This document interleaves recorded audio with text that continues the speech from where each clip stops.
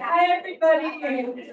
Hi, everyone. I'm so glad to see you all here today to celebrate Molly Crabapple, New History of the Bund.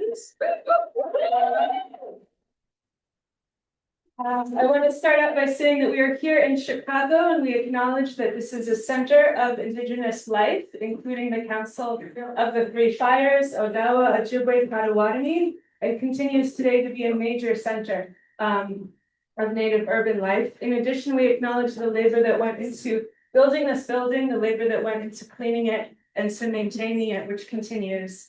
My name is Professor Ana Elena Torres. I am so delighted to be hosting Molly Crabapple's book event for Here Where We Live is Our Country, the story of the Jewish Bund. Molly's book was released this month too. I think it is fair to say mass excitement. Yes.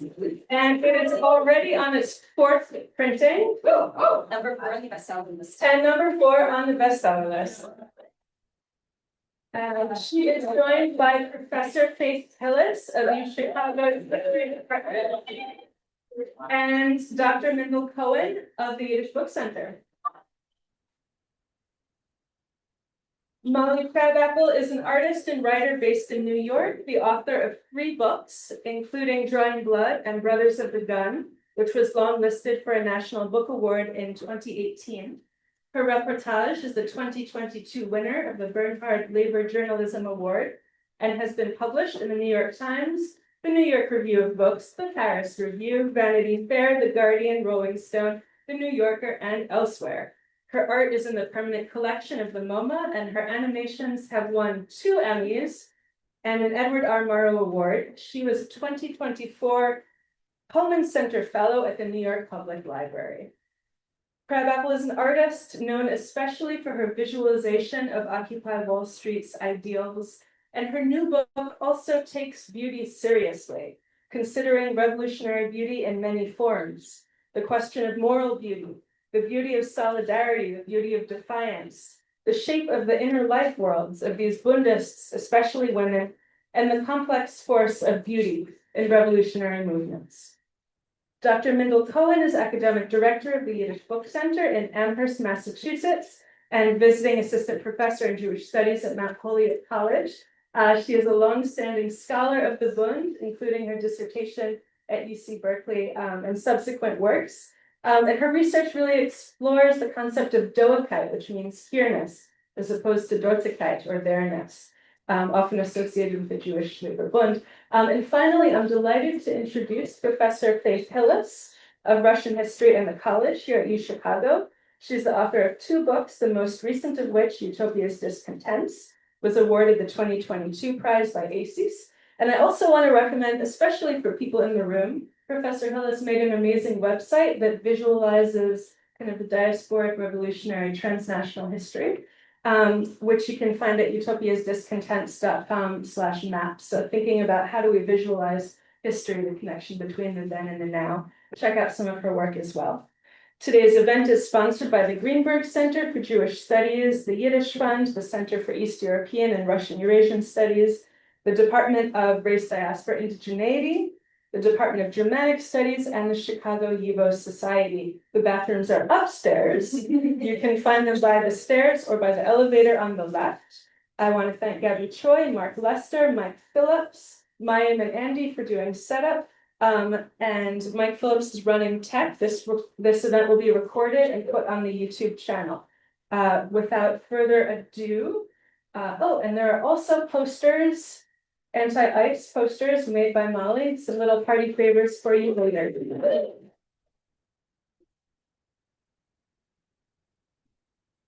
During his elder years, my great-grandfather, the post-impressionist artist Sam Rothbard, tried to paint back into existence the murdered world of his shtetl childhood. Amidst the hundreds of watercolors that he called memory paintings, one stood out, a girl silhouetted against some cottages, her dress the same color as the crepuscular sky above. A moment before, she hurled a rock through one now shattered cottage window. On the painting's margins, her boyfriend offers more rocks. Ich the Bundes breaking windows, Sam captioned the work. I may have been 15 or 17 or 20 when I saw that watercolor in my great aunt's sun-baked living room or my mother's apartment. I don't recall exactly. What sticks with me is the old world awkwardness of the heroine's name, Itka. I turned the Yiddish syllables on my tongue. And Bundes, what was that? This question became a thread that led me to the Bund, a revolutionary society of which my great-grandfather had been a member, whose story was interwoven with the agonies and triumphs of Jews of Eastern Europe, and whose name has all but been erased. But this thread did not merely draw me back into the vanished past.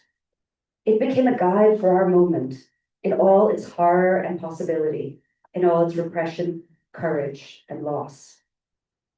Founded in 1897 in the city of Vilna, in the Russian Empire, and reaching its height in interwar Poland, the Bund was a sometimes clandestine political party whose tenets were humane, socialist, secular, and defiantly Jewish. Bundists fought the Tsar, battled pogroms, exalted the Yiddish language, and built vast networks of political and cultural institutions out of little more than love and grit. Seeking to liberate Jews from the poverty and violence of interwar Poland, they raised their children on the radical ethos of working-class solidarity and subaltern pride.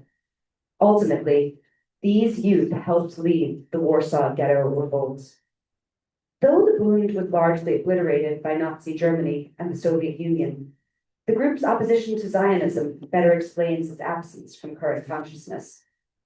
Though the Bund celebrated Eastern European Jews as people, they irreconcilably opposed the establishment of a Jewish state in Palestine. The diaspora was home, the Bund argued. Jews could never escape their problems by the dispossession of others. Instead, Bundists created the doctrine of Dokeit, or here-ness. Jews had the right to live in freedom and dignity wherever it was they stood. They would fight for a better and more beautiful world, even alongside people they had been raised to see as their enemies. The more I dug into this Bundist past, the more I realized it was not past at all. It was rather a candle to illuminate the tumultuous present. Despite war, state collapse, and genocidal repression, the Bund fought for the very multiracial democratic socialism that a new generation champions at the ballot box. The Bundists built alternate worlds of beauty, of courage, and of hope, which allowed their people to persevere even in the midst of the apocalypse. Their ideas are still vital today. The Bund was a Jewish group, but its history was not for Jews alone. It belongs to all of us who believe in the necessity of human solidarity. In the story of the Bund, across decades and geographies, ages and faiths, I found the story of our own time, a blueprint for survival, a cautionary tale of death, and a philosophy that might yet save us.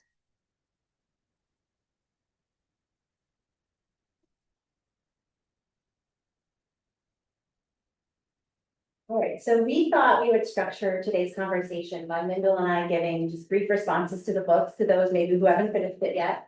And then we're going to intersperse with some readings and questions, and then at the end there will be questions from the audience and also questions from the folks online. So I want to begin by saying it's not every day that someone assumes I would have something to say to a national best-selling author. And I never thought that day would involve the Jewish labor movement. Congratulations on your success. But I actually kind of structured my comments over about why I think this book is making such a splash and why it's resounding so much with so many people. So the first point I want to say about the book is that this is just an incredible recovery of Jewish radical traditions that were raised by genocide, but also by the post-war historical narratives promoted by Israel, and that also that became commonplace in American Jewish culture.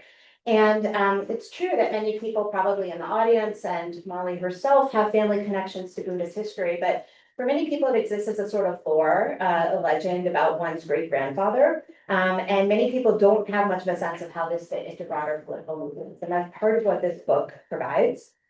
So Molly brings this whole very encompassing world of the Bund to life. and shows that the party's commitment to solidarity and its commitment to anti-Zionism were not marginal, but were actually extremely pervasive and powerful in there. The second thing I want to say about the book is that it gives an incredible exposition of Doigkeit, of queerness, not just as an ideology, but as a lived practice. And I think what is particularly interesting about her depiction of this is that it, when we think about queerness, we often think about, living here, staying here, not immigrating. But one of the points she makes in the book is that solidarity was the glue that held this Doigkeit, this queerness idea together. That it was solidarity with other groups, with other workers, that made it possible to imagine a Jewish future here where we live. And she even makes the point that the Bund was a sort of progenitor of intersectional identity politics, of thinking through the different ways that different sorts of oppression interconnect. Third, this is a politically engaged book, but I find it very emotionally intelligent and actually not doctrinaire. Molly sees the Bund as a model for a different kind of Jewish identity, but she doesn't sanctify the Bund. So there are moments where we see Bundists doing really infuriating, self-defeating things that leftists sometimes do, and she's frustrated, she's mad. And by the same token, I think that she marshals empathy and understanding, not justification, but understanding for the ideas and the ideologies that she also doesn't find as virtuous. So she makes very clear, right, this vicious anti-Semitism that existed in Europe, the very clear reasons why so many Jews determined that they had to leave and or embrace Zionism. But I think she allows us to understand this allure while also highlighting that it was a choice and that many foresaw the tragedies that would ensue and that there were always alternatives. Finally, this book is full of vibrant personalities that serve as our guides to uncovering this world of the Bund. Molly says that the Bund resonated with her own sense of unconventionality and her family's sense of unconventionality. And I really appreciated the ways that this book showed the different kinds of personalities and ways of being a Bundist. Indeed, as someone who's read a lot of memoirs of Eastern European Marxists and social democrats, I have to say there's something about the Bund. Their memoirs are more fun to read. And you have a sense that they were real, embodied, lively people, and Molly brings us to life. So we have, as our guides, we have a poet, feminist mother, we have a gangster, we have a queer nurse, we have so many other characters. And these very, again, embodied, realistic portraits are brought to life also by the beautiful art that adorns each chapter. So I will pass it to Mindl now for some reaction. Thanks, and yeah, I'm so grateful to get to be here to discuss this work. I'm grateful to Anna Elena for including me. Anna Elena has called me the Bundist like since we met as college students, so it feels full circle for us. But yeah, I'm so grateful to have the opportunity to talk about this story, these stories. I would say first, right, this is Jewish history and this is leftist history. So this is history for us to discuss, debate, question, disagree about. And I'm so grateful to have the book as a tool, as an opportunity to have these discussions. I feel like I have to say it, like Molly, my great-grandfather was a Bundist, I'm Cohen. And I would say likely my great-grandmother, Fanny Guberman, as well. We know she was as involved in the labor movement here in the US once they were both here, but as is so often the case, we know less about women's histories. That's one thing that this book attends to so carefully. And it's meant so much to me. I feel very lucky that for the past 20 years of studying Yiddish, I have been learning about the Bund as well. These two things have been completely connected for me. One of the first songs that I learned to sing in Yiddish was, Atem Kripitchik and then Die Spur, the Bundist oath, and Anna Elena was there. We learned it together. So, for me, these things are completely connected. And I've been very lucky, right, to get to explore the kind of full riches and diversity of Yiddish in my work, which is much bigger than just the story of the Bund. But this is the history that made me feel I had a place in Jewish studies, that if I could have any kind of Jewish identity, it is this identity. And this is where I find intellectual and cultural community and the work of teaching, which is so important to me. The history of Jewish socialism, of Jewish secular cultural activism, and a history of Jews working against all odds to build a future of equality. this is what has inspired my work, and I have seen how it has inspired so many students finding their way to Yiddish over the past 20 years. So, and many of you are at that moment of finding this. So I would say, welcome to this tradition, right? It's one of the themes of the book of what is tradition, is preserving a living history. And I'm grateful, I'm finding myself like responding very emotionally to the book, responding to it personally, much more than I am responding to it as an academic. And so I don't know, to hear Layla Fadl on NPR say queerness the other day was, really incredibly emotional to find these stories kind of reaching different audiences and different people who have not had access to them, who have been denied access to these stories. It's making me have lots of feelings. So I'll just say, I'll say two things. Two things that I have really admired about the Bund in my study is that I think this book gives us so much more detail, so many rich details and lively details to understand what they really meant. One is the Bund is walking a tightrope between international socialism and national identity. And that is not easy, and maybe nobody has figured it out.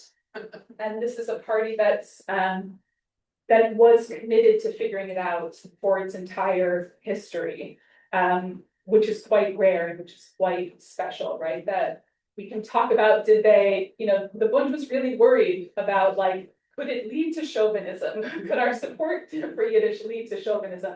They asked that question. They kept asking that question of themselves. And that leads to the second thing that I admire so much in the Bund, and I think we see through the fact the book is structured around so many individual stories, so many kind of ground level activists of different sorts. This is not a party of a unified ideology or a party of a great leader. This is a diffuse bottom-up party that is always debating its ideas and always changing them and adapting them to specific circumstances. Perhaps we could even call it democratic. And that is something that I really admire. So I'll say to end, I think the book is written so that if this is the first time that you are getting to meet Vladimir Medem or Henrik Ehrlich or Sofia Dubnova, that they will be alive for you and that this history will feel present in this book.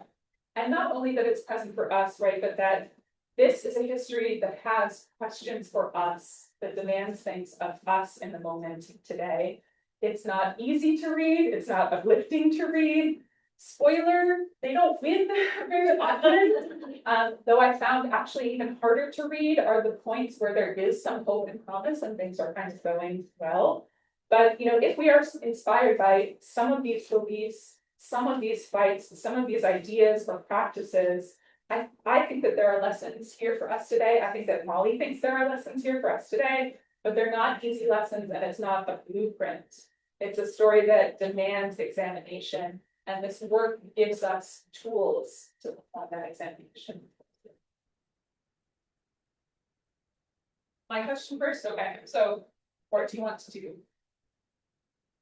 Go ahead. Okay, so we're now each going to pose a question that's interspersed with an additional reading. So my question was more around this concept of solidarity, which, as I said, I really found the leitmotif of the book. And Molly shows how solidarity, as I said, was an intimate part of the practice of Doigkeit, how it was central to the Bund's understanding of a better future. And I found really interesting how she located these expressions of solidarity in moments where we may not think solidarity existed or was even possible. So I suggested to read, are you going to read it or do you want me to read it? I read it. Okay. So this is November 17th, 1937. Henrik Ehrlich took the stage in Warsaw's Nowa Theater for the 40th anniversary celebration of the Bund. 3,000 faces stared up at him from the audience, including, notably, delegates from the Polish Socialist Party. Ehrlich was an honest man. He didn't sugarcoat the situation. He spoke about the brutal poverty, the unemployment and hopelessness, the pogroms, and the parties inspired by Hitler, who, together, desired, quote, to degrade the human being in you, trample upon your feeling of self-worth, to turn you into the pariahs devoid of legal rights and dignity, They wish to deprive us not only of the right to live, but also of the possibility of self-defense and struggle. He denounced the bourgeois Jewish parties who cut deals with nationalists to protect their bank balances, and the Orthodox who told poor Jews that anti-Semitism was God's punishment for insufficient piety. He scourged the Zionists, quote, bankrupt not only here but also there in Palestine, end quote, and they who stubbornly insisted, quoting again, there is a law of some kind.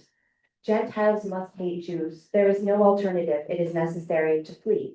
And so played along with the country's leaders to advocate a mass expulsion of Polish Jews. Then he told them an extraordinary thing. You must briefly step out of the confines of your Jewish misery. This is 1937 in Poland, right? Look about you and you will see the Jews are not the only ones who are suffering. The overwhelming majority in the country, whether Poles, Ukrainians, Jews, or others, is suffering from economic crisis and scarcely able to eke out an existence. Shift your gaze beyond the borders of Poland toward the wide world, and you will see 70 million people are languishing under the boot of Hitlerism. Not only the 500,000 Jews, the whole German people has been transformed into a nation of slaves.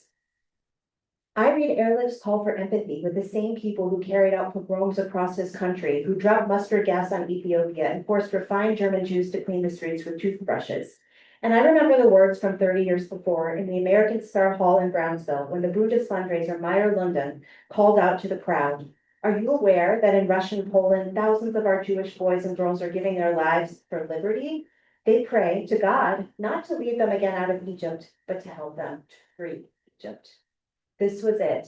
There was only Egypt the Bund knew, and they were stuck with the Egyptians.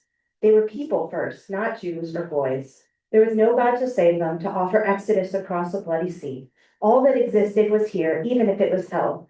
Jews had nothing but their own strength and the fraught solidarities they built with people they'd been raised to see as enemies. So here's my question about this passage. In addition to showing the importance of solidarity, this book shows its limits as well.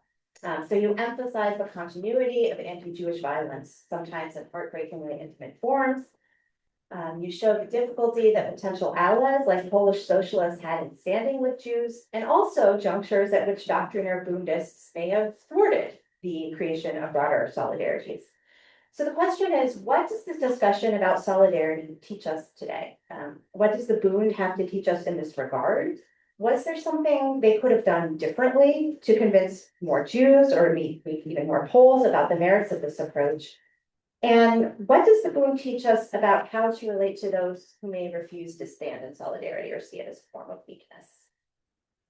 I think there is a type of book that a lot of activists thought that I would write. And that type of book was, if you are like good and noble and have solidarity, you will be safe. And that's not this book. That is not this book at all. It's a much more complicated book. And while it's a book about solidarity, it's also a book about how solidarity fractures and breaks in the most horrifying ways and how hard solidarity is. In this passage, which actually ends with this like really stirring call that Ehrlich has. He's like, your future does not lie in empty dreams built on sand and British guns, but right here in the land where your fathers and your grandfathers have lived, the land where you will struggle hand in hand with the working masses of Poland. That's how that speech ends. You cannot but read that and feel like, you know, because we all know what's going to happen in 2 years. I think what I came to believe across the 7 years that it took me to research and write this book is both that solidarity is the most fragile and difficult thing in the world, but it is the only thing that saves us from barbarism. And that's why it is so important to fight for it endlessly, because without solidarity, there's nothing but mutual cycles of massacre. And that's another lesson from the Eastern European experience, Jewish and otherwise. In terms of lessons that we can learn from the Bund about solidarity and especially about their failures, The Bund was a leftist organization, and I'm gonna say something shocking. Sometimes leftists can be really dogmatic. I know, can you imagine, right? And sectarian, and they can allow small quibbles that seem extremely insignificant later to foreclose alliances that would have been very important and even life-saving. Can you imagine this? I know, I'm very new. And the Bund repeatedly did that in ways that were small, but I think added up to something. Like I think of this part where the Polish Socialist Party actually has an offer to the Bund where they say, hey guys, how about we do a joint May Day parade, but you guard us and we guard you, you know? Our thugs guard the Jewish parade and your thugs guard the Polish parade. And the Bund says no. And it still isn't comprehensible to me why they say no. And often I feel like when I'm reading these things, I come at it not as an academic, but as someone with a lot of experience in activist spaces. And so I often think that the real reasons people did things are not the stated reasons. But they say no, because they say the Jews have to, guard themselves. You Polish people do stuff over there. And there is a lot of history of that, of basically the Bund, which grew up in a highly anti-Semitic Polish society, like just ever bracing for betrayal from the Polish Socialist Party, even when they do try to reach out. But also you see the Polish Socialist Party not marching alongside the Bund, not standing alongside the Bund, because they don't want to alienate their working class base that has a lot of racist feelings itself. But the truth is that while there is, there are many junctures at which I think that the Bund behaved in a way that was silly or self-defeating, nothing that the Bund did or that any other Jewish group could have done could have defeated the Nazi war machine, which is the most brutal and efficient war machine of its entire era. And so in some ways, there's nothing that the Bund or anyone else, any other Jewish group certainly, or probably another Polish socialist group could have done to have held off the worst horror of the 20th century. Should I ask a follow-up to this, or should I move on to, so maybe just to pull out one other part of Faith's question that I think relates to it and relates to my other question is, right, trying to understand intimate violence, right? And there's so many, the history shows us kind of so many different instances of that, and depending on how we think about violence. So one of the major being kind of between the Bundists and Polish socialists, Bundists and Russian socialists, but also within the Jewish politics, right? Like what choices were made by Jewish communists that led to other Jewish communists being arrested or Bundists being arrested. So I feel like one of the really valuable things here is giving us the opportunity to kind of wrestle with many different positions in relation to political violence. And part of the strategy of the book is also telling us when you are connecting that history to your own experience today. So yeah, I wonder, so I'll mention a passage too, this is in the post-war period, the Bundist Yankov Pat is returned to Poland, and he's meeting a member of the Polish Socialist Party, and they're having a drink together. And the Polish socialist is kind of trying to apologize for the persistence of pogrom violence after World War II. And a Polish socialist, I have to note, who's a survivor of the death camp, who has a tattoo on his arm, which he shows Yankov Pat. So he is this kind of, is he this rare, amazing thing of somebody who has suffered so much personally and still can see himself and his community as perpetrators of racist violence. And you write this passage and you say, the secretary spoke across a chasm carved by genocide, and when I first read his words in 2018, I could not imagine myself in his place. He was a Pole, I am a Jew. My tribalism precluded understanding. But 2 years into the annihilation of Gaza, I feel only empathy for him, along with my own inadequacy.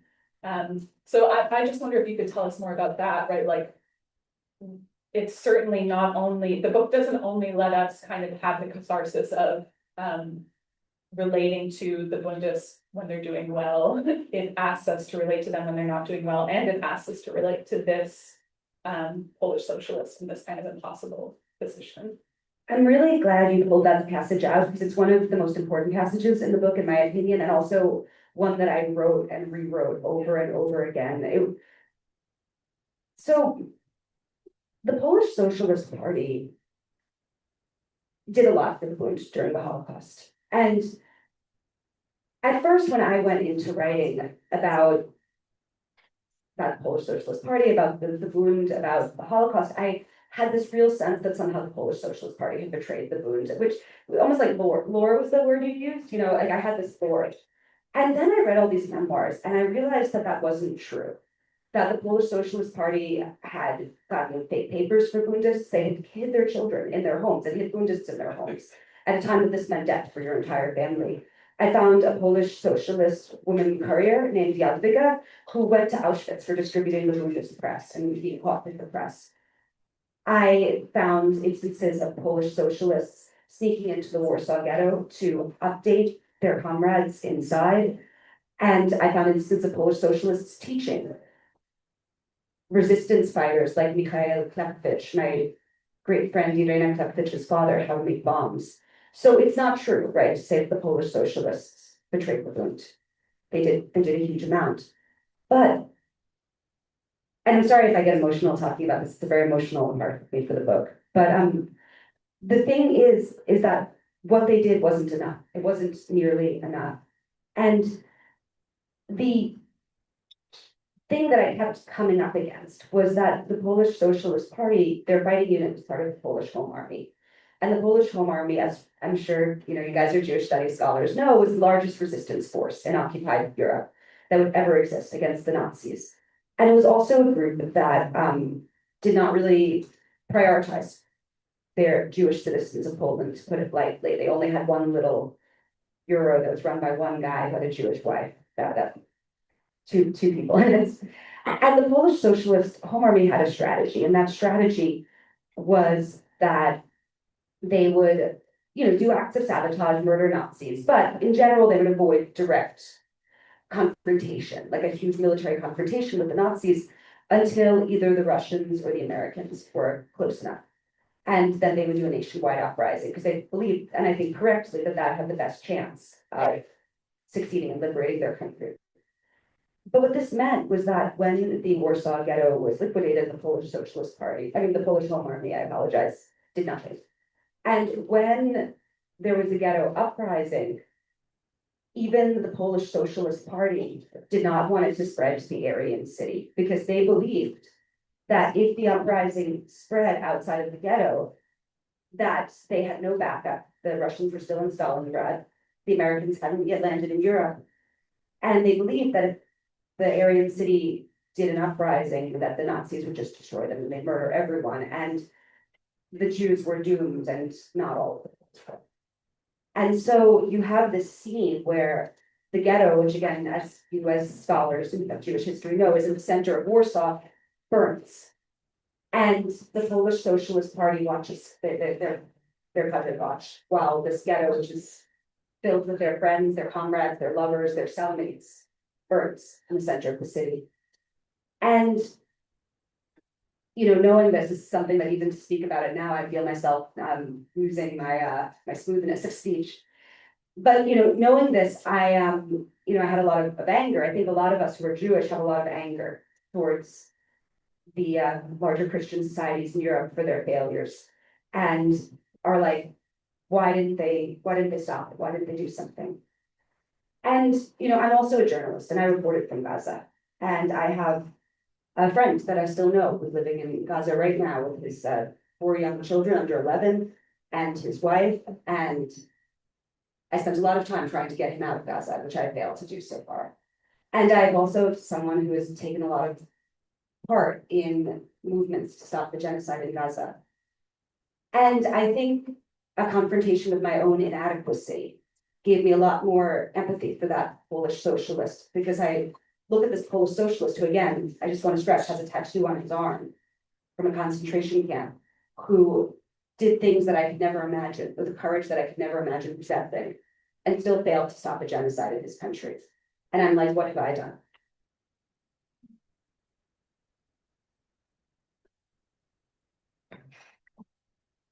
It's good to take a moment, I think, for all of us to just, yeah, this, I mean, it does just speak to the power of this story, and it speaks to the power of how you've written it, that I think it's impossible not to feel not just like intellectually interested, but like emotionally implicated in these things that you're writing about. So yeah, my other question is very much connected to this, of that you know, your strategy in the book is very much connect now and then, right? To tell us every time that the history is reminding you of something you've experienced, or how your experiences help you understand the history. So one of my favorite examples of this that comes like very early is just this little line about the very early like Vilna educational circles that are basically teaching workers to read Russian so they can read Russian. And you write, the Vilna group had aimed to produce revolutionaries. Mostly they created hipsters. I love that. It's like, oh, I see where we are in this book. And so this reminded me, right, of this question that I come across all the time when trying to talk about the history of Jewish life before the Holocaust, also before Stalin, say, of it is impossible for us to learn these histories without bringing our knowledge of what happens in the later 20th century to them. And yet that can be really limiting to how we engage with those histories, right? It brings up this problem of, do we think that the Bund failed? And that's only a question that you can pose in hindsight. And it's impossible, so it's silly to talk about like, pretend we don't know. But I think there is some other kind of like place we need to put ourselves in to hear the history without judging it from our perspectives. So I would, my kind of guiding light for thinking about history this way is Michael Andre Bernstein in his book Foregone Conclusions Against Apocalyptic History, where he's talking about this challenge, right, of how to tell the pre-Holocaust Jewish history without judging it based on our knowledge of how things come later. So I'll read a short passage, but I'll say first what my question is about it, that I think it gives an example is, how you thought about those things, how you tried to approach them. When did it matter to bring in your knowledge of what happened and the consequences of things that happened? And when did it matter to try and separate out the knowledge of those things that happened from how you wrote it? So I'll give one example where you do connect us, but there are points where you don't as well. And so maybe I'm curious for you to talk about that. But so this comes from pretty early, still talking about 1905, a little section called Revolt, where you've been describing, some of the kind of activities and protests of the 1905 revolution. But you end the section with this paragraph. Here, I want to put myself into a protester's skin. The closest I've known to 1905 is the summer of 2020, after the police murdered George Floyd, when the sickly silence of lockdown New York was shattered by a mass uprising. Still, the past is a foreign country, and I need a guide. Itka, the girl who shattered a window in Sam's watercolor that so affected me as a teenager. What was she doing during the revolution's early days? Let's light a candle to her.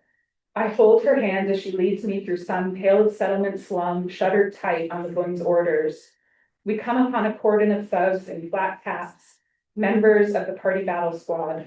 Some of them have scars earned fighting pogroms. Itka nods, they let us pass. We slip into the stream. Red rags wave, songs sound in multilingual cacophony. Everyone is here, the grandmothers, the brats from the block, the boy who called Itka a whore. Our bodies move with theirs.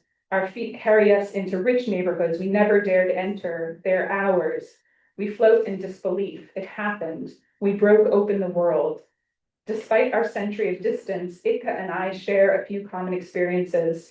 We both have taken over a street and mistaken it for a country. Both grabbed hands with a stranger and mistaken it for a vow. I remember the Black kids who marched into the financial district that hot 2020 summer. They stood next to the statue of a man who owned their ancestors and said that this was their land, then danced down the steps of the New York Stock Exchange with joyous rage.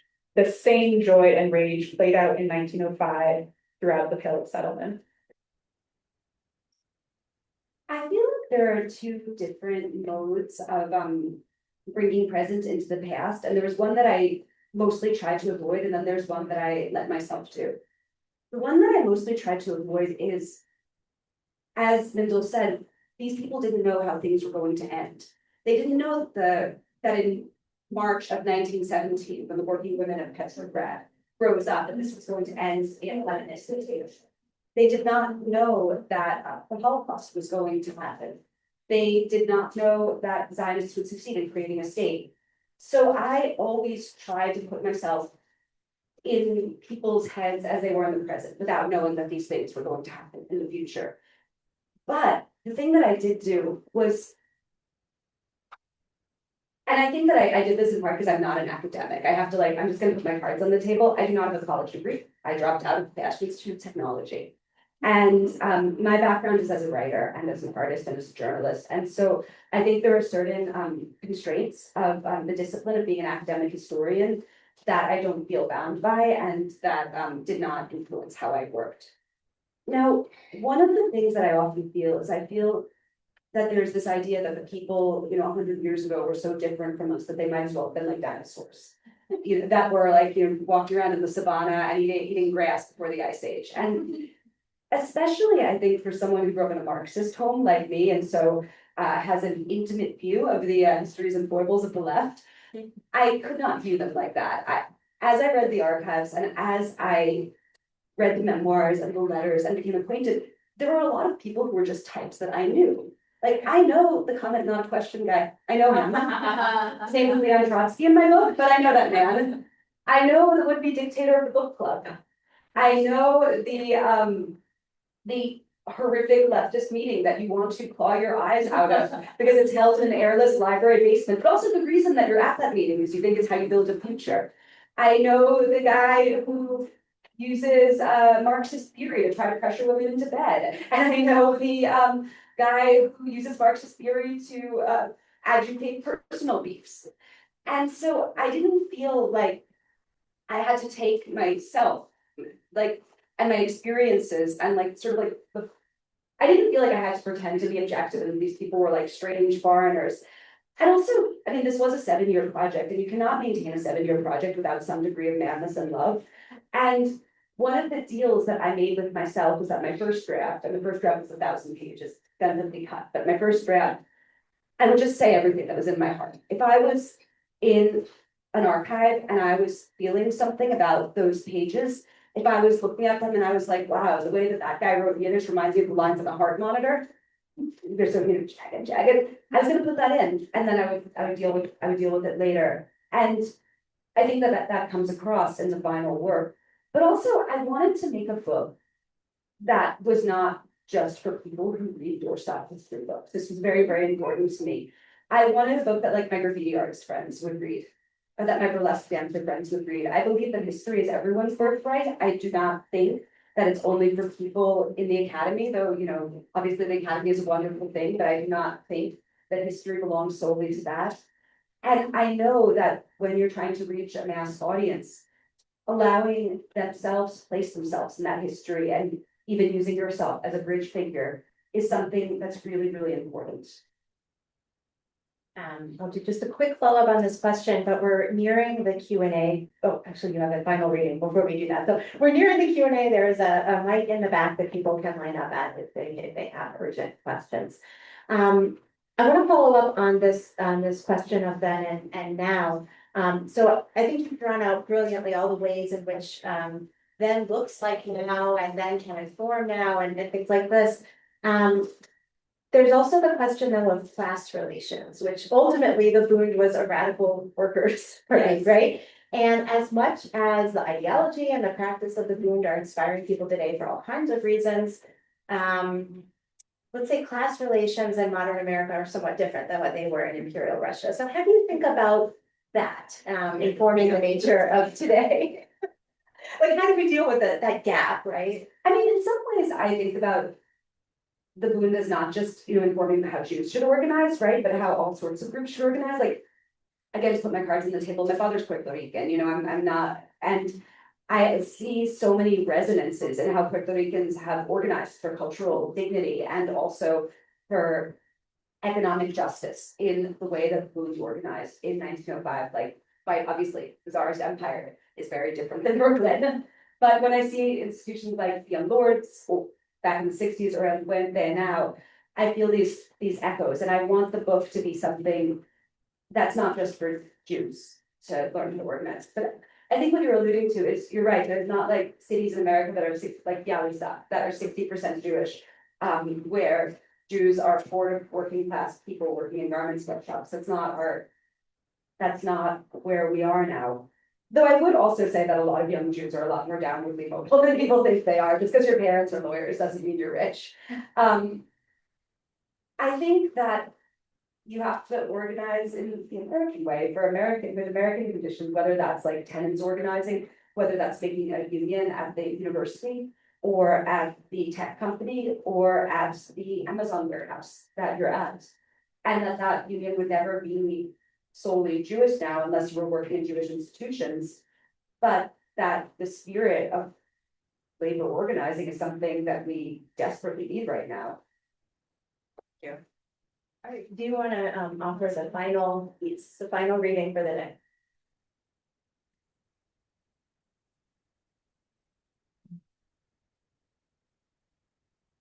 Okay, they were right. One friend told me after he finished my manuscript. Right and dead. What's the big lesson you want us to take away from all this?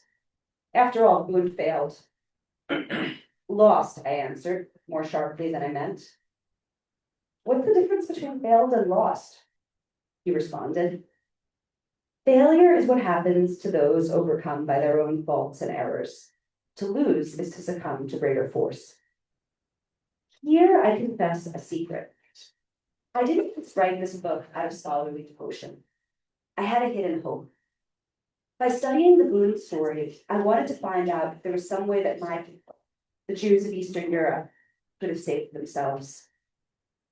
The more I wrote, the more I realized the wrongness of my premise. Though individuals escaped in various ways, there was no way out for Eastern European Jews as a collective. Not as long as they were fighting alone. No small minority could have rescued themselves from the horrors of the 20th century. Despite astounding feats of heroism, cunning, and creativity, they couldn't hold Hitler back, nor the intractable hatred of so many of their Christian neighbors. The Bund could not change the balance of force. Neither could any other Jewish group in Eastern Europe, whether assimilationist or Zionist, capitalist or communist, Hasidic or Christian convert. 6 million scattered humans can't defeat vast armies of organized killers. The accusation of failure isn't one we should level against the Bund or any other Jewish group of that place or time. It's for the Western world, of which they were such a precarious part. It was the West, after all, that hypocritically paid lip service to freedom and humanity while hewing to the crude doctrines of might. The true failures were the democracies who played nice with Hitler in the early years, then shut their doors to Jewish refugees who fled from the hell they helped enable. The failures were the American and British diplomats who hobnobbed in Bermuda while the ghetto burned. The Western world failed the Jews of Europe when they refused to provide the basic solidarity that the historical moment demanded, the solidarity upon which the Bund's humanism relied. This betrayal allowed Zionism to present itself as the only possible salvation. If the world came down to strong predators and weak victims, Zionism at least offered Jews the possibility of strength. But Zionism is ethno-nationalism. Like all ethno-nationalism, it required mass murder to clear the land to build its dream. On this haunted territory, oppressed became oppressors. 70-odd years after they stuck their state on another people's ruin. The inheritors of Zion would liquidate their very own ghetto in Gaza beside the sea. For ethno-nationalism, this is what winning means.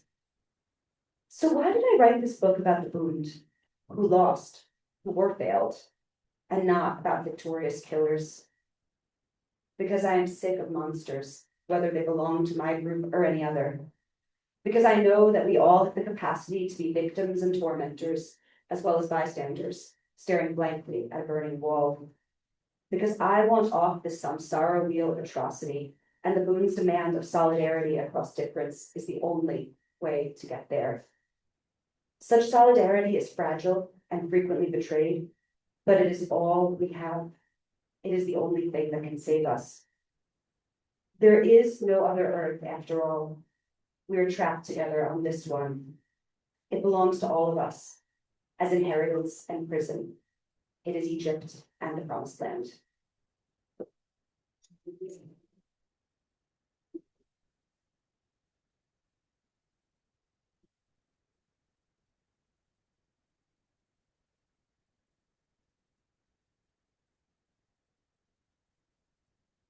Okay, so we invite questions from the back. There are already several questions from Zoom attendees, and I will also post those on behalf of the online attendees. If you have a question, the microphone is right back there.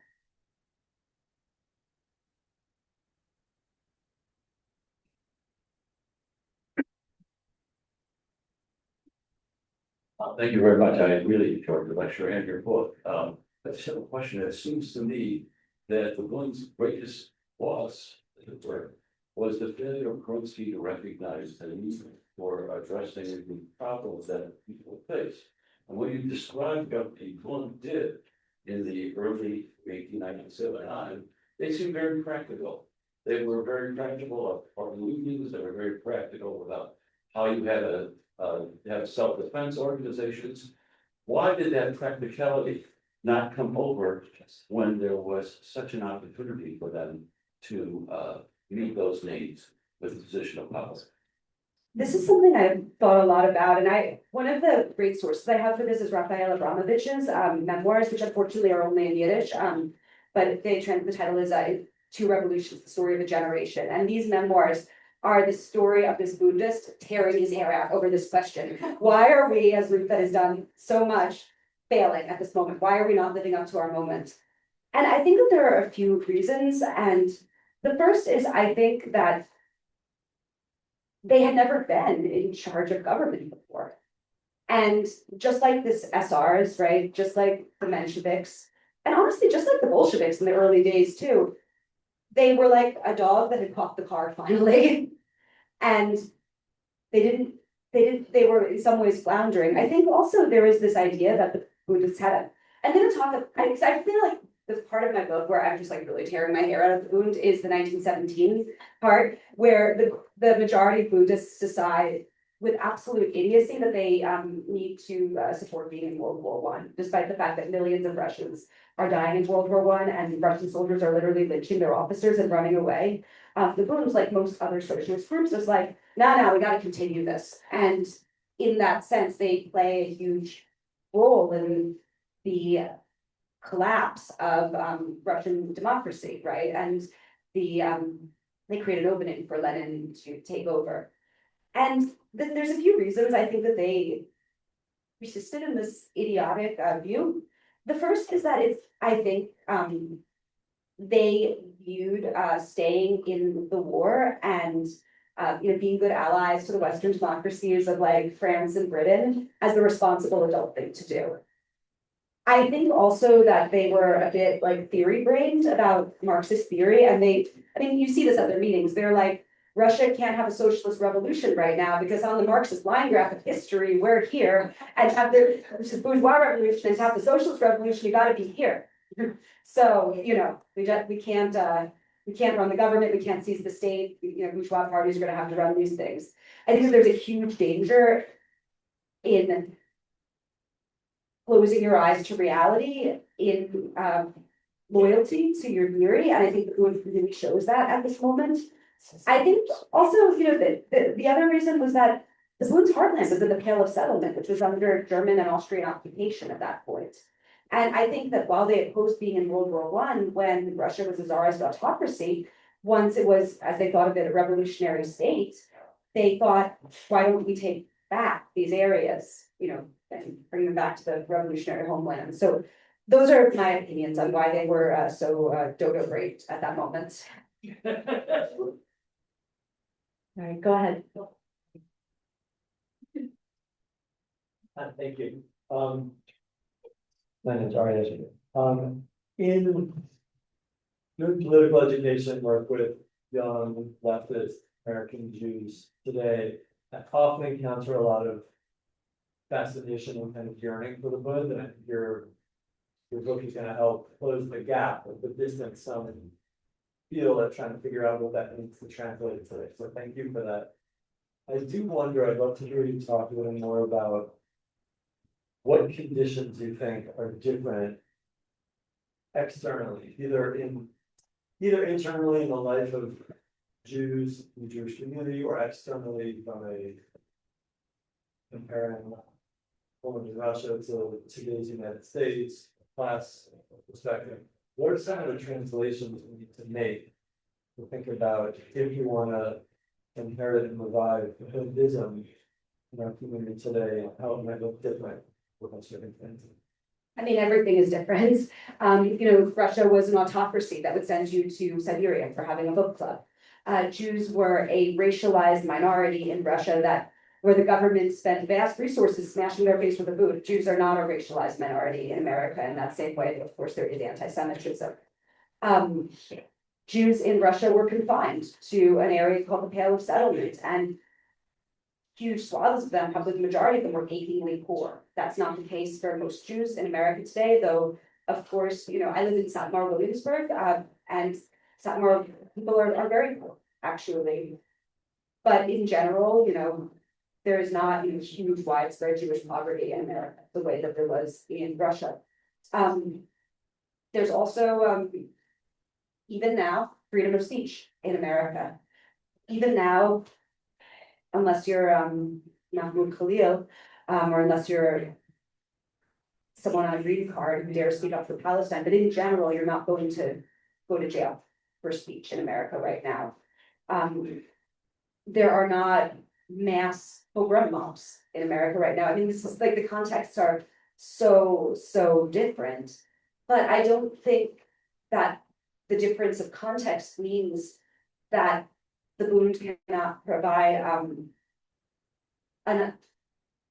a sort of moral guide and also provide many useful ideas for organizing.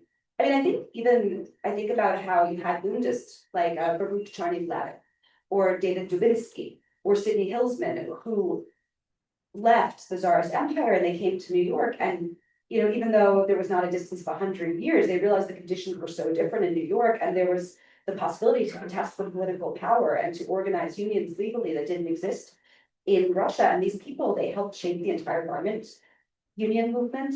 Baruch Charney-Vladik, in his role in LaGuardia's housing administration, is considered by many people to be the father of public housing in New York. They took the ideals and also the skills and the toughness, the hard-nosedness they learned there, and they adopted them to the new circumstances. And I think that, we can do the same today. I mean, I think that when you're talking especially about transnational movement, and especially about a movement that, has not existed politically for 80 years, of course, the conditions were so different, but that doesn't mean that they don't have many spiritual and practical things to teach us. All right, next question, and then I'll pose one from online. Hi, thank you so much, Molly, for being here. My name is Anya.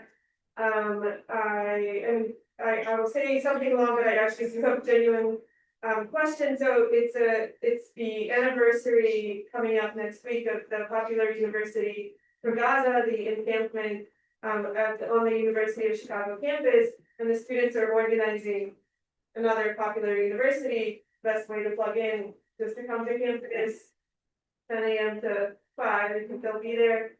But also you can look at the social media, and it's vital to support these students. They're more scared than ever, and their fears have proven correct. So we have had suspensions, we've had people kicked out of housing and evicted. And so it's up to us as faculty or neighbors, whoever you are in the room, to support them. And also to experience the incredible political education space that they're creating. I'm so excited about. And so it's kind of this issue of political education that I wanted to ask you about. I mean, Arya, you were sort of getting to it, like what is, what can't, I guess, the students in Jewish movements today that are pro-Palestine, they're supported, like have this kind of internationalist, solidarity-minded, anti-oppression politics. What can't they learn from the Bund is, I suppose, one question I would ask. And then the other question I have is based on your long time, the fact that you're not just a writer and an artist, but you're like a real movement ally. You've been part of movements, you've really modeled that kind of movement activism. And I just wondered if you have a sense of how people in movements are learning from this book, what you would hope that they take away from this book. It's the idea that they pick up some strategies and tactics, or that they learn about the history, that they figure out some options. Or is there some element of rejection? We're never gonna do these long Marxist meetings again. We're never gonna, be the Polish socialist home army, watching the ghetto burn, I don't know, if there's maybe some ideas you have about the way that the book can bridge with the movement. Thank you. Thank you so much, and I just want to say honor to those students, man. So much support and respect and solidarity for the encampments and for the amazing political education they're doing. So I just want to thank you for shouting that out. There are a lot of cautionary tales in this book. One of the things that I really thought about while I was writing it, and while I was also seeing the country plunge into the fascist idiocy of the second Trump term, is that you really have to take power seriously, and the left really needs to take taking power seriously. And the reason that the left has to do this is if they don't, fascists come to power and they shoot you in the face. And one of the moments, it's not actually about the Bund, but it's just a moment that I wrote about, was when the German Social Democratic Party and the German Communist Party refused endlessly to unite against Hitler. And there are a variety of reasons for this, right? The German Social Democratic Party was in charge when Rosa Luxemburg was murdered by the Free Corps. The German Communist Party was following slavishly the line from the Comintern, and the Soviet Union had murdered a bunch of socialists, right, who were friends with people in the German Social Democratic Party. There's a lot of reasons that are much bigger than the Twitter beefs that sometimes keep us apart today. And yet, I think all of us looking at history would say it would have been a lot better if they had gotten over those reasons and fucking united against Hitler. And one of the things that the Bund would do that was maddening to me was that there's all of these junctures when there's a field of contestation, for instance, during the Russian Social Democratic Labor Party conference in 1903, or after the Bolsheviks seized power in the coup in 1917, when they could have stuck around and fought, but instead they glance off. And they're literally like, fuck all y'all, I'm making my own party. And what they do is they walk out of the position of power, and they cede power. They render themselves irrelevant. And I think we cannot cede power. We cannot cede power on the left, and we cannot glance off over matters of purity, over personal being, because it is too dangerous right now to do that. And I encourage everyone who's a movement leader or who's in a movement space and is looking at my book to really think about how you take power seriously, how you build power, because that's the most important thing in politics. I think also, unfortunately, I think we're still stuck with meetings. They don't quite have to be quite so terrible. I wish we weren't, but I don't think we could completely I don't know, move to spontaneous vibes-based activism. I don't think that will work, sadly. I think another thing that the Bund did that was really important is that the Bund built a gorgeous culture in interwar Poland that appealed to all sorts of different people. I think the left is at its very worst when it devolves into small reading groups that read Marxist treatise and then argue with each other about it. I do not think that's how you build power. And I think that if the left wants to succeed, they have to deal with the fact that we live in a world where there are a lot of people and they're very different from each other. And some of them are going to be bros that really like sports, and some of them are going to be theater kids. And some of them are going to be like people that just want to go to a dance and pick up a hot chick. And the Bund spoke to all of those people with their social infrastructure. It was not just a group for intellectuals. There's a reason that the Bund had 30,000 members in 1903, and the Russian Social Democratic Labor Party, which was supposed to represent the whole empire, had 5,000 people. And that was because one of them was a reading group-based thing, and one of them was a mass organization. And as we organize in the left, we have to make sure that we're not excluding. Excluding is not the right word, because excluding implies that people want to join your group, that we are not repelling others. All right, the next question is from online. It also continues around this path of then and now, specifically about solidarity, identity, and Jewish pain. So it has been hard to express or acknowledge Jewish pain out of fear that it will be weaponized against Palestinians, which has led to a hardening of hearts that has been extremely difficult. Can the Bund help us understand how to be authentic in our pain without using it against others? That's an amazing question, and something that I absolutely agree with. It's really hard when you have a state that is doing a genocide while constantly invoking the Holocaust, and while in the most like bad faith way slandering people as anti-Semites, slandering people as making Jews unsafe for nothing.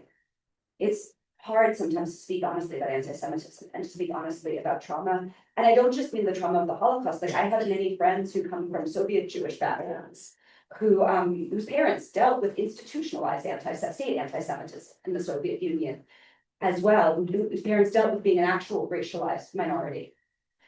And sometimes it's hard to talk about that when you have a state that so shamelessly exploits bad faith allegations of anti-Semitism, and also so shamelessly exploits historical pain.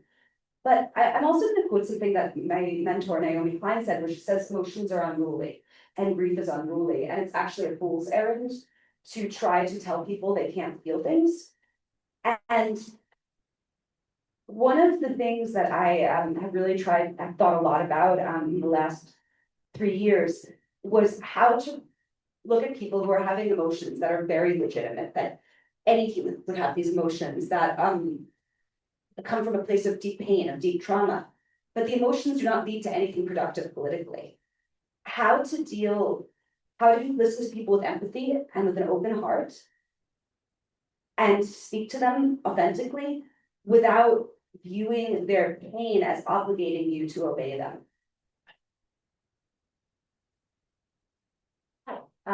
Thank you so much for this presentation. I'm really excited to read the book. I wanted to ask if you came across Ludwig Zamenhof in your research.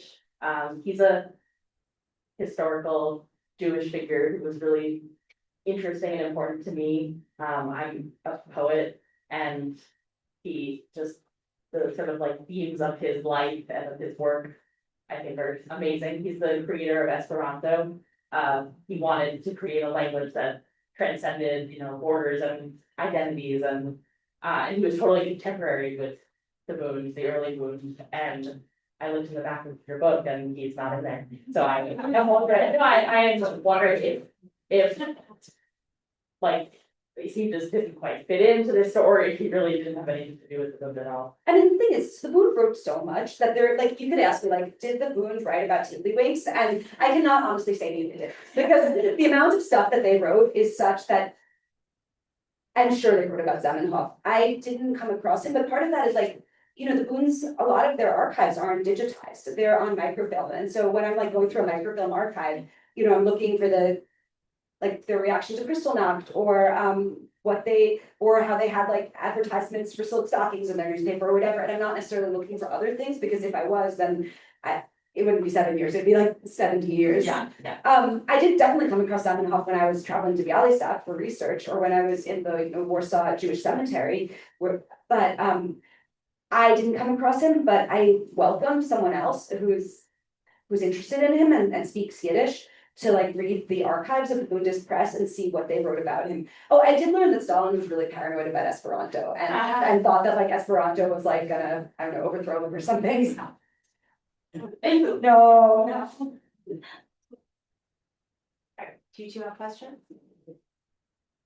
So the book is speaking to a lot of different audiences, and while the core audience is, of course, people who are already on the left, already anti-Zionists, etc., its success has presumably led to it being read, or at least read about, by many who do not share those commitments. You've talked a lot about what the book can do for those of us who are already involved in movement work, who already share those beliefs, etc. But what can it do for those outside those spaces who do not? It's a great question, thank you.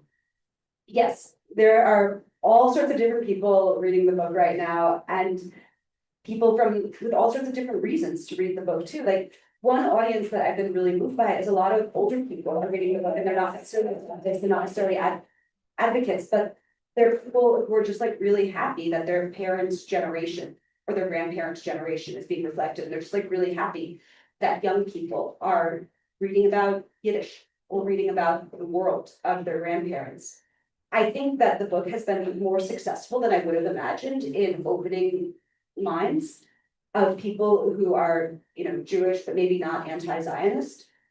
I also think that, I live in New York, but Jewish people are a small minority in America. Like most Americans have not actually met a Jewish person, right? And I think that very often there's this view by people who aren't informed that they just conflate Jews with Israel, right? And they think there's nothing else to Jewish history, and that's in part because of the success of the Israeli hegemonic project, and in part because we're just a really small group. And I think that one of the things that I hope it gives those people is a view of Jewish multiplicity and a view of the diversity of the opinions that we have always held. Because if there's one thing that we have always done, is we've always been in dispute. I'll invite the final question asker, and I'll append a question from the Zoom audience as well.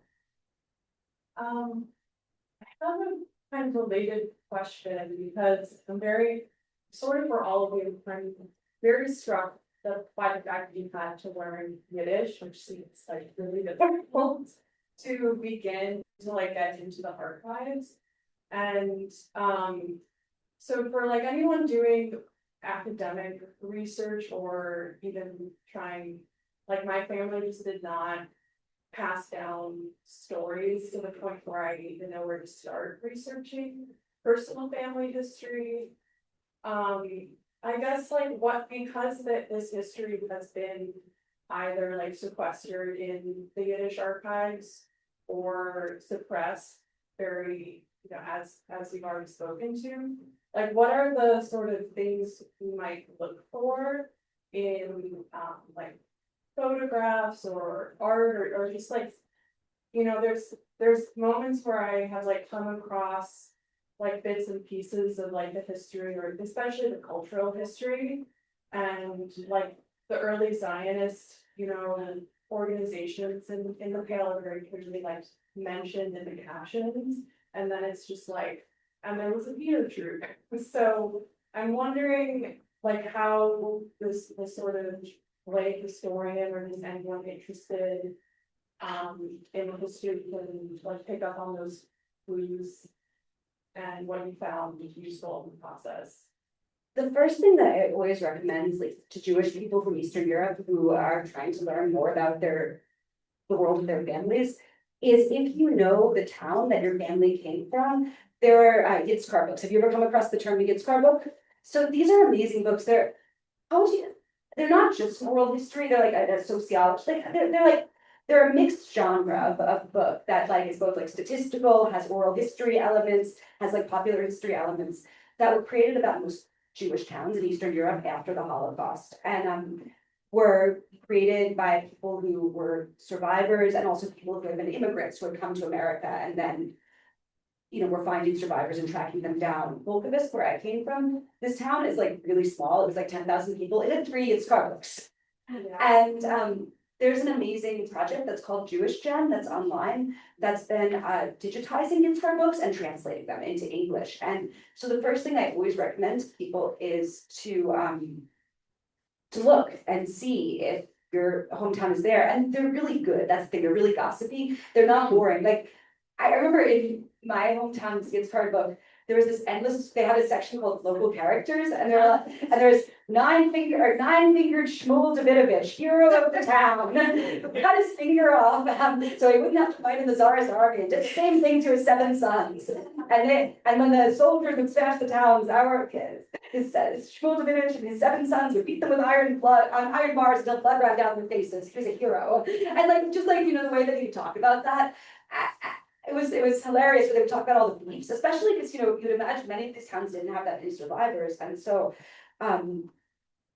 whoever sort of was like the last surviving communist is the one who gets to tell the story about how that other guy was a jackass, and I highly recommend them. Also, if you know the names of like these movements, there's usually a vast academic literature, right, on all sorts of different Jewish movements, Zionist, communist, Bundist, that's in English. So I would recommend like just typing the name of the movement into like your university library catalog and seeing like maybe there's actually like a really cool book about it. And then like footnotes are really rich. So one book that was really important to me was Ina Statskar's book, The Making of Jewish Revolutionaries in the Pale of Settlement, because it had a footnote about Volkovsk, where my great grandfather was from, that actually revealed to me the reason that he probably left. And so I really recommend like read the footnotes, read the endnotes. That could make a public service announcement too. If you're a student here, we offer Yiddish, and our instructor, Jessica Kirzane, is here. This event is also co-sponsored by the Chicago Yivo Society. We have some folks here and some Yiddish teachers here too, if you're not a student or if you want to continue after being a student. So there are also resources here if you're inspired to begin. I was just gonna say, that these are histories that have been suppressed, but they are also super rich subcultures that do exist and produce so many tools for learning and exploring. You just have to go looking for them, whether it's opportunities to study academically or to find the whole kind of Yiddish cultural world. So it's out there as soon as you start looking for it. There's so much material and so many people in every area of kind of cultural work that you could be interested in that you will find. Also, I just want to say one more thing. I don't know if it's the Yivo Chicago does this, but Yivo in New York, actually, if you go in there, they have a whole genealogical department with trained people that will help you track down stuff. And the New York Public Library also, if you write to them, they have experts that will help point you in directions. And I'm sure, Chicago has similar things with their libraries. So like reach out to librarians, like they're so helpful.